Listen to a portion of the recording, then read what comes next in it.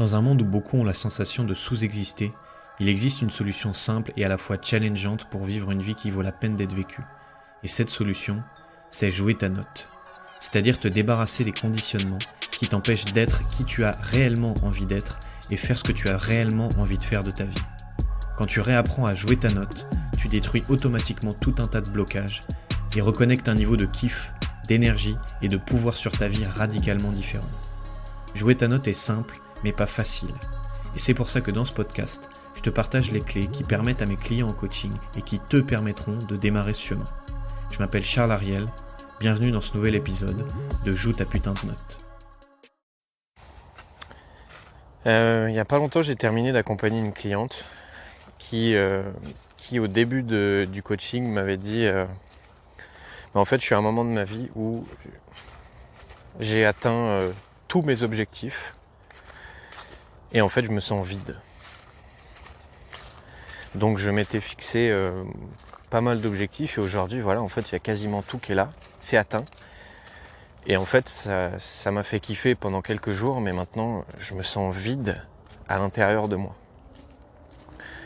Je pense qu'on a tous déjà eu cette sensation de se sentir vide à l'intérieur de soi et qu'une fois les objectifs atteints, c'est le grand vide en fait.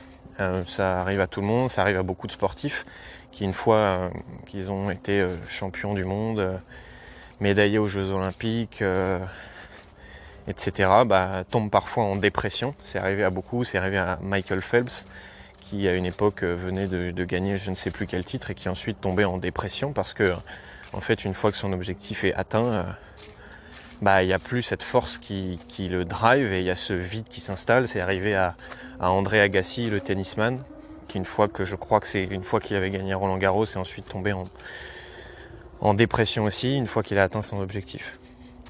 Et dans ce podcast, j'ai envie de te partager deux raisons qui expliquent ce truc-là de j'avais atteint mes objectifs et pourtant je me sentais vide. C'est pas pour moi les deux seuls, il ne s'agit pas de dire que ça peut être que ça, mais c'est pour moi deux des raisons les plus importantes.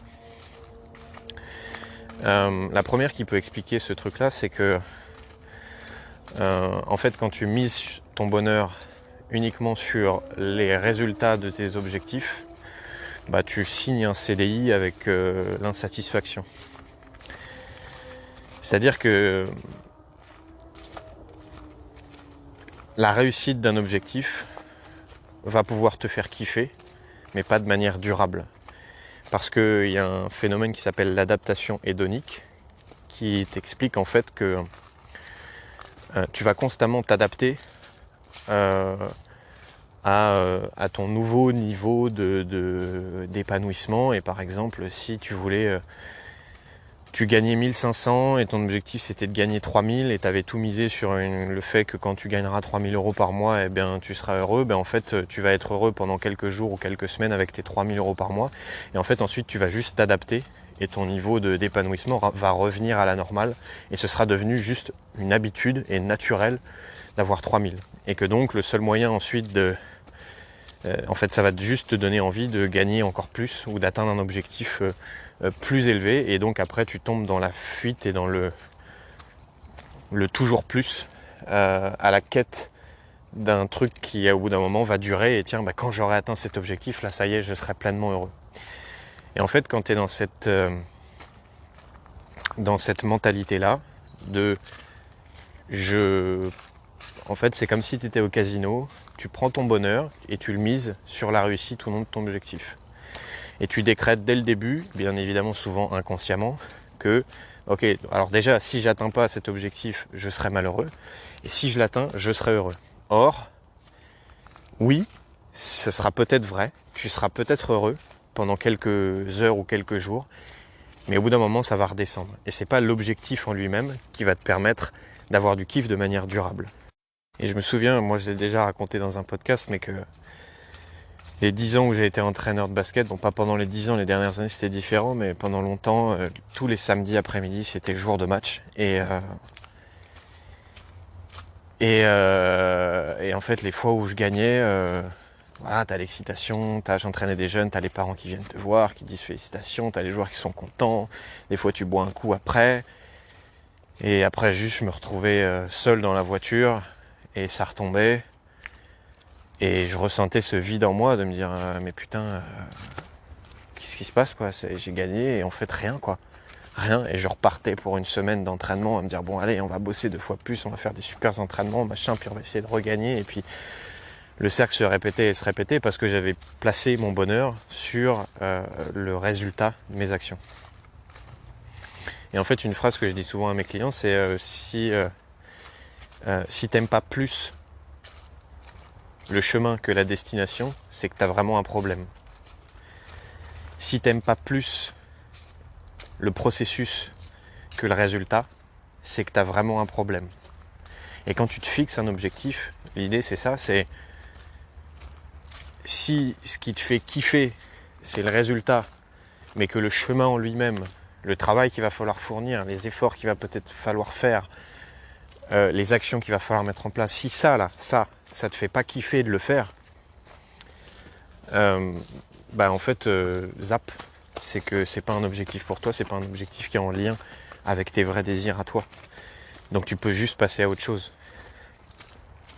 Parce que l'idée n'est pas de dire que non, t'as aussi tout un tas de gens qui vont te dire non mais faut pas être attaché au résultat, et puis l'essentiel c'est de participer. Et non mais arrête, moi la phrase l'essentiel c'est de participer, mais en fait pas du tout. Moi quand je joue, je peux jouer au Scrabble contre ma petite nièce ou autre, moi je veux gagner. Hein. Il n'y a pas de mais non, mais l'essentiel c'est de participer, machin. Non.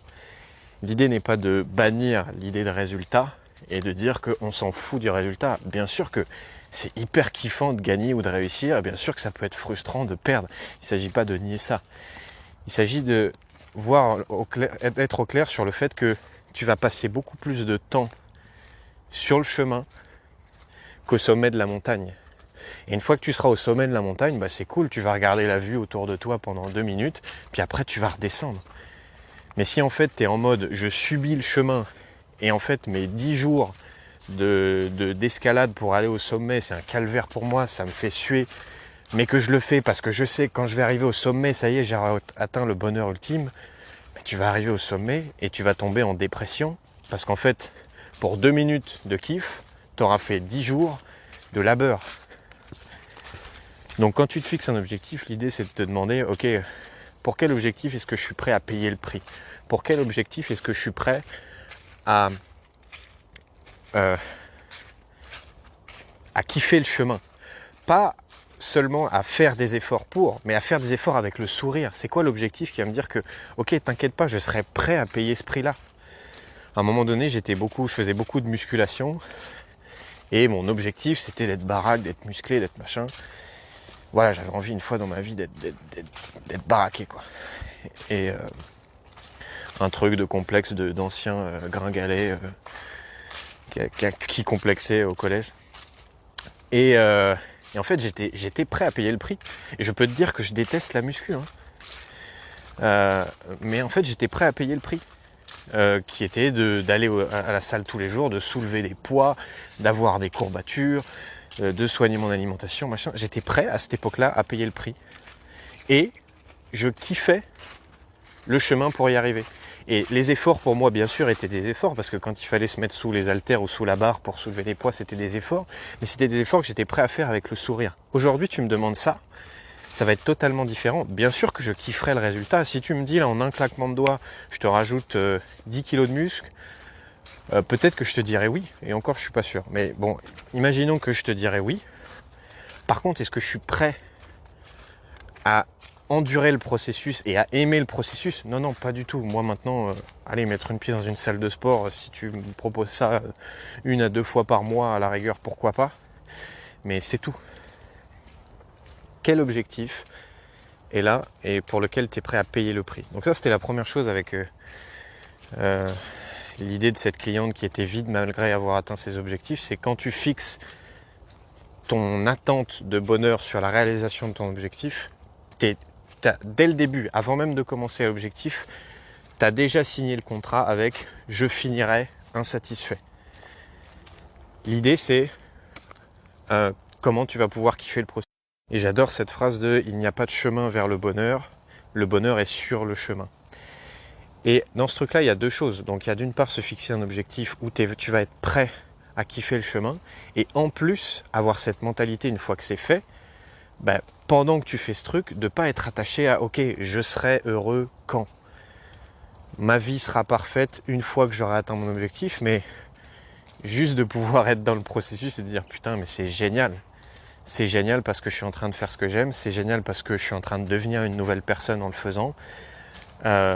Et en fait, ça me fera plaisir d'atteindre l'objectif. Je pourrais aussi être insatisfait de ne pas réussir l'objectif. Mais quoi qu'il arrive, les 2 mois ou les 2 ans ou les 20 ans que j'aurais passé à atteindre cet objectif, j'aurais été dans le kiff. Donc il y a ces deux idées-là. D'où peut venir le vide quand tu atteins tes objectifs. Un, le fait que en fait, tu es tout misé sur la réussite ou non de ton objectif. Et deux, que tu te sois fixé des faux objectifs, des fantasmes où en fait tu kiffes le résultat, mais tu kiffes pas le chemin pour y arriver. Voilà pour cet épisode sur les objectifs. J'ai pas envie de rajouter quelque chose de plus. Réaction, je prends tes réactions avec plaisir sur Facebook ou sur Instagram et je te dis à très vite. Dans le cas où tu voudrais aller plus en profondeur, j'ai décidé de mettre à disposition gratuitement ma dernière conférence qui s'appelle les 5 étapes pour réapprendre à jouer ta putain de note. Tout simplement, c'est la conférence la plus complète que j'ai faite jusqu'ici et qui va te donner les 5 étapes concrètes par lesquelles passer si jamais tu veux te transformer en profondeur et vivre une vie remplie de kiff, et ça de manière durable. Donc tout simple, si tu veux obtenir la conférence, tu cliques sur le lien que tu vas trouver dans la description de cet épisode. D'ici là, je te souhaite de jouer ta putain de note.